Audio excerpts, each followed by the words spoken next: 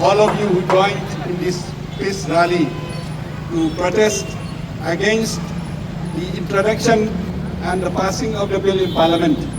Today, the BJP has issued whip and they are likely to bring the bill either today, tomorrow or the after tomorrow. The Parliament will session on the 13th. So the BJP will try to do it by post either today, tomorrow or day after tomorrow. The intention of our organizing this rally is because it'll affect after the independence. This is the first attack on the churches, on the school institutions, the NGOs, and so many others who used to fund from the money from our friends all over the world. Therefore, this time we are not against the government of India. We are not against Indian like what they say, but we are here to work together. India will be strong if the people of India, if the minorities, if the church, the NGOs, all working together, then only India will be strong.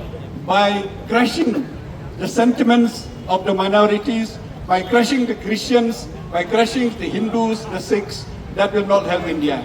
The present government under the leadership of Modi and Amit Shah, they are bringing a bill, FCRA.